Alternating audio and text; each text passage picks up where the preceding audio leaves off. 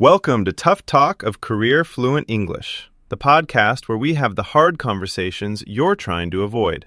I'm Grant.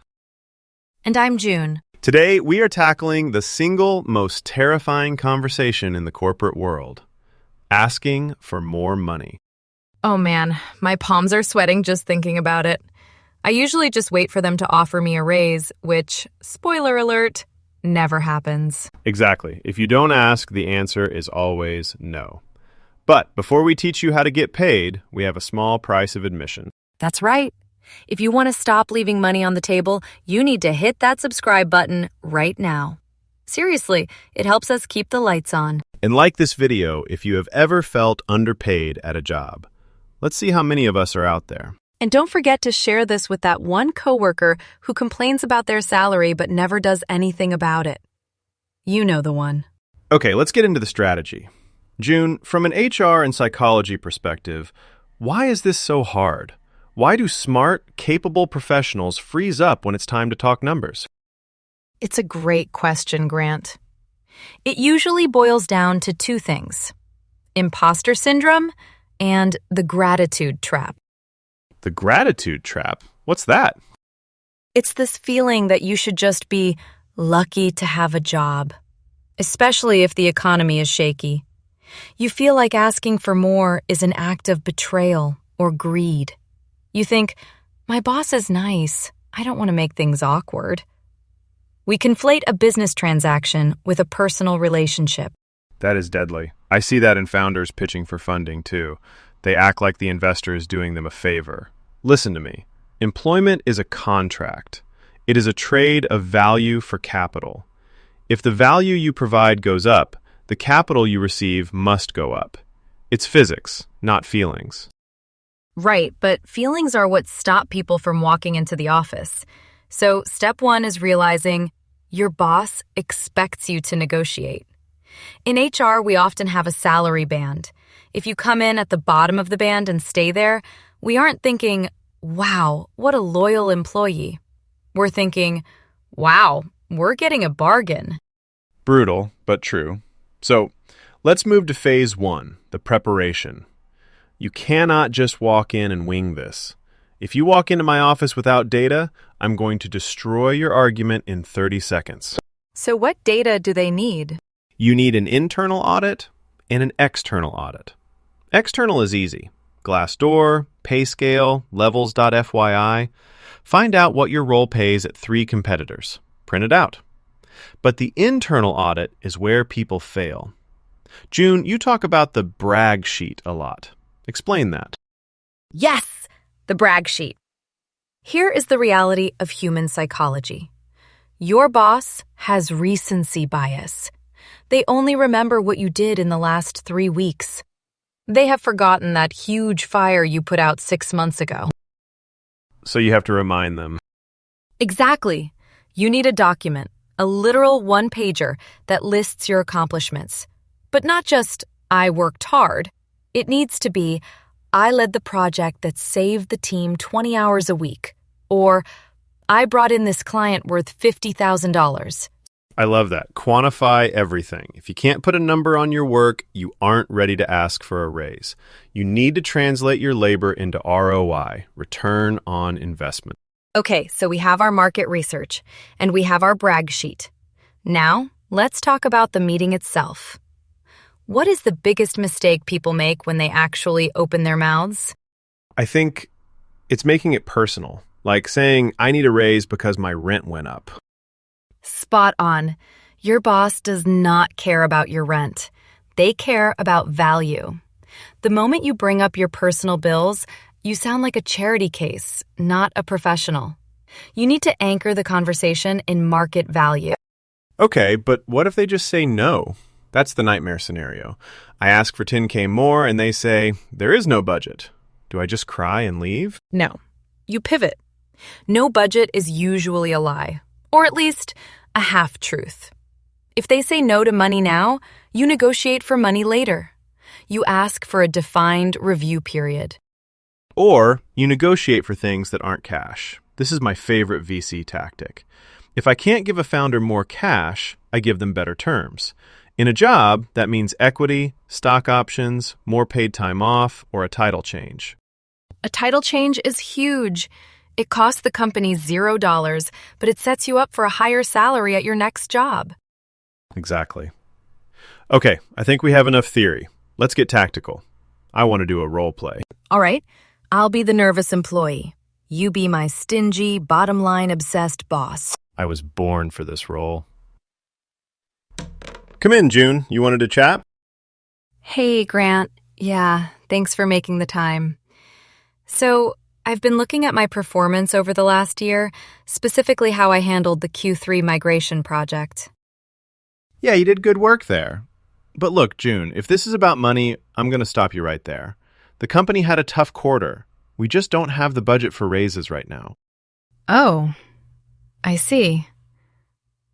Well, Stop, June, you're folding. I gave you the tough quarter excuse and you crumbled. You let me dictate the reality. Try again. Acknowledge the constraint, but don't accept the no. Okay, let me try again. I need to channel my inner Grant. We don't have the budget right now, June. I understand that budgets are tight, Grant. However, based on my market research and the expanded scope of my role since the migration project, my current compensation is falling behind the market rate. If a salary adjustment isn't possible today, can we agree to a salary review in exactly 3 months? And in the meantime, since cash is restricted, I'd like to discuss increasing my remote work days from 2 to 4. A review in 3 months and more WFH days? I suppose that doesn't impact the P&L statement. We could put that in writing. If you hit your targets, I can probably unlock some budget next quarter. Boom! Did I do it?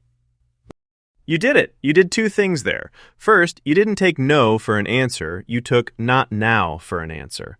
Second, you traded cash for flexibility. That felt way better than just walking out sad. But Grant, I want to pause on something you did in that role play. You were very quiet. Ah, yes, the power of silence. Explain that to the listeners, because silence makes people panic. In a negotiation, the first person to speak loses. When you state your number, let's say, I am looking for a base of $120,000. You must shut your mouth. Do not justify it. Do not say, I know that's a lot, but just say the number and wait. It's so hard. The silence feels heavy. It's supposed to. That heaviness is pressure. If you speak, you relieve the pressure on your boss. If you stay silent, the boss feels the pressure to respond to your number. That is such a psychological power move. It signals confidence. If you ramble, it signals insecurity. Precisely. Now, let's talk about the danger zone, the counteroffer. June, what happens if I come to you and say, I have an offer from a competitor for $20K more. Match it or I leave. Ooh, this is risky. From an HR perspective, this is a nuclear option. Yes, it often works to get the money, but you have now painted a target on your back. Really? I always view that as leverage. It is leverage, but it damages the relationship. The boss now knows you have 1 foot out the door, and the trust is broken. That's a fair point. So if you use an outside offer, you better be ready to actually leave if they say no. Don't bluff. Never bluff. If you pull a gun, you have to be ready to shoot. Metaphorically speaking, of course. Of course. Okay, let's move to our next segment. We've covered the prep, the pitch, and the counteroffer. Now, let's arm our listeners with the specific weapons they need. It's time for the vocabulary vault. This is where we review the specific words and phrases you need to memorize so you sound smart when the pressure is on. What's our first phrase, Grant? The first phrase is market adjustment. Ooh, that sounds fancy. It is. Don't say, I want a raise. A raise sounds like a favor, like an allowance from your parents. A market adjustment sounds like a technical correction. It implies the market has moved and the company needs to catch up. I love that. It removes the emotion. Okay, What's phrase number 2?